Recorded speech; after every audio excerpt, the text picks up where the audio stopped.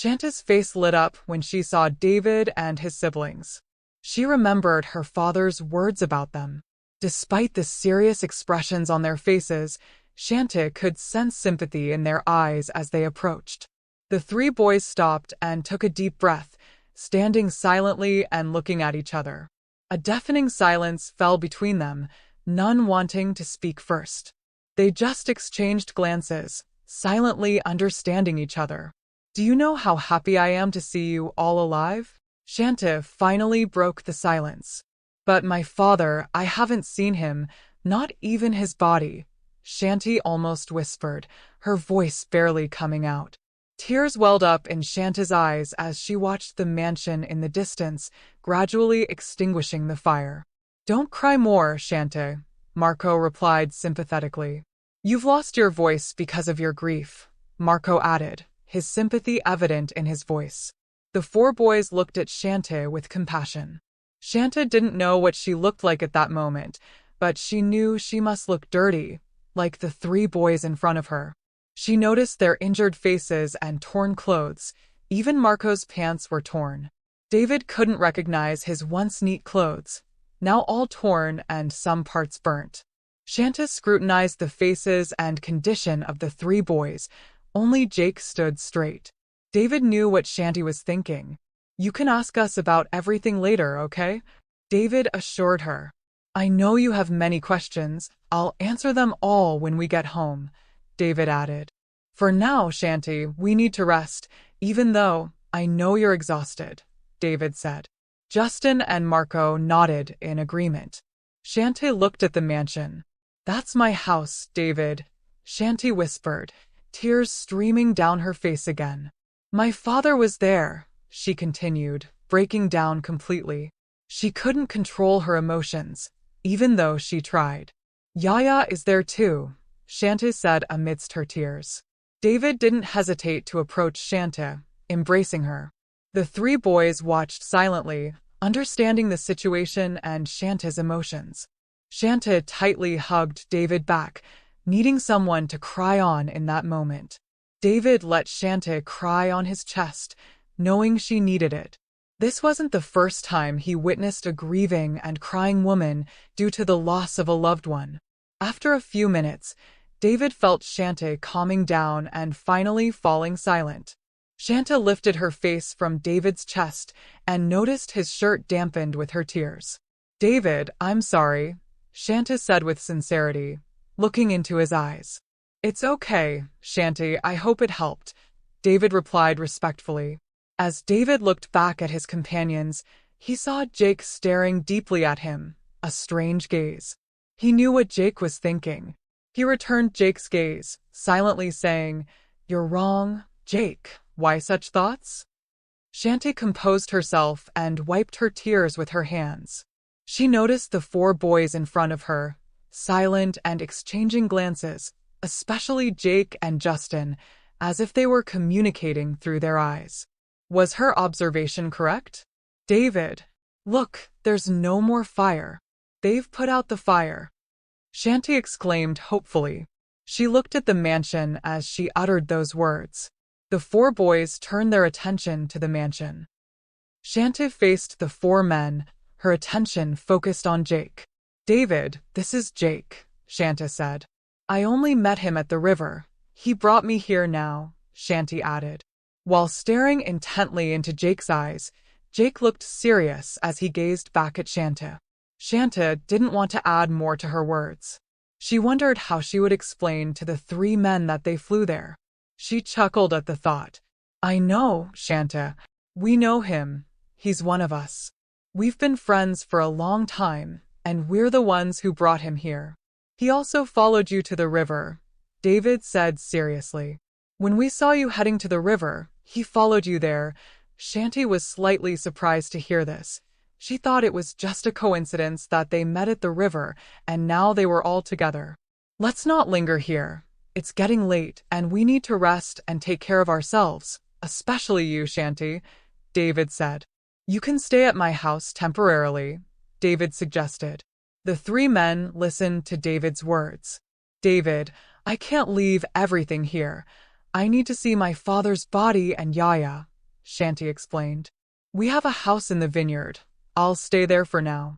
I can't leave everything now. I need to take care of everything here, Chanty added, emphasizing her voice, hoping David would understand. We can't leave you here, Shanta. We can't go home without you. They'll come back for you, David insisted. If you want to know the reason for all of this, I'll tell you if you come with us now, David explained wholeheartedly, his voice pleading. Shanta seemed confused by David's words. Jake also looked serious as he looked at her. You need to come with us. Trust us, Jake said. We can't leave without you. The eagle will come back here. It'll call for backup. If we wait for them to come back and choose to fight, that eagle might burn down the whole city, Shanta.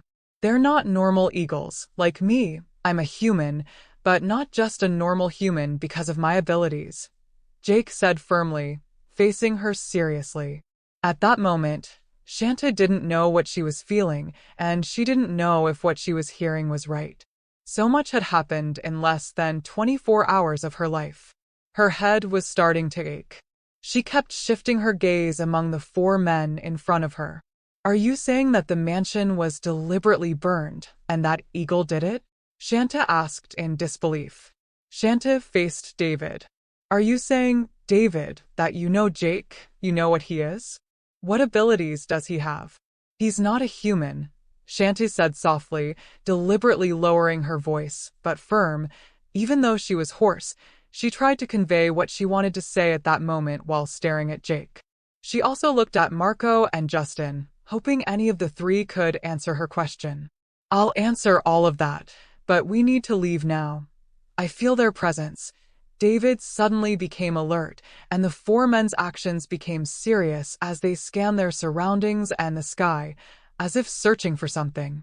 Shanta became alarmed at the reactions of the 4 men. She was also nervous if what David said was true.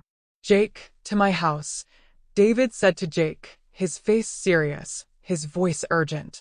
To the forest villa, David added. David reached out his hand to Shanta. Shanta, Jake can also teleport, David said seriously, his voice and gaze hoping that the information wouldn't surprise Shanta. But Shanta's eyes widened. Her body trembled. She was afraid.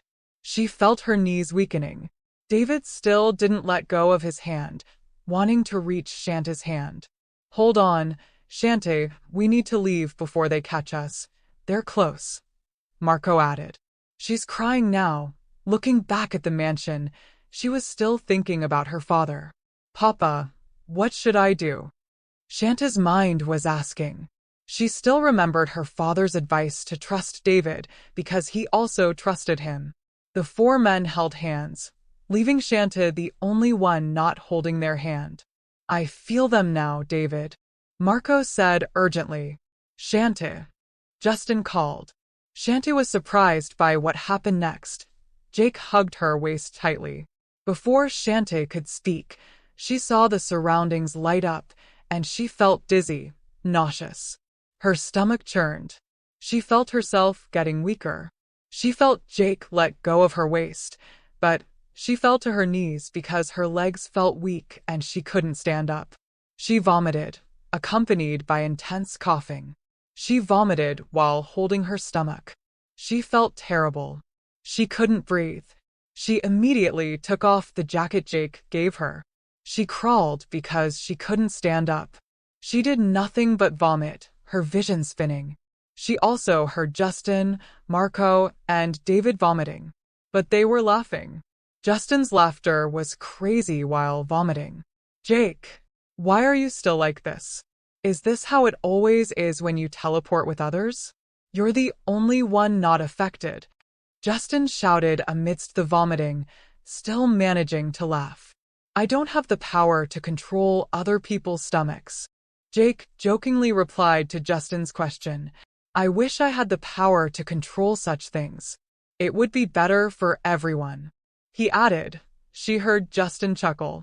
Meanwhile, she felt her vision clearing up, and she saw that they were in a wide balcony, and she could see they were in a high place. She saw a forest in the distance. She saw many lampposts around, marking the boundary of the land. Beyond the lights was a forest. She looked back at her companions. David stood in front of her, handing her a neatly folded white face towel. She quietly took and accepted the towel and wiped her mouth and face. She didn't move. Justin and Marco also fell silent, and Shanta's condition gradually returned to normal.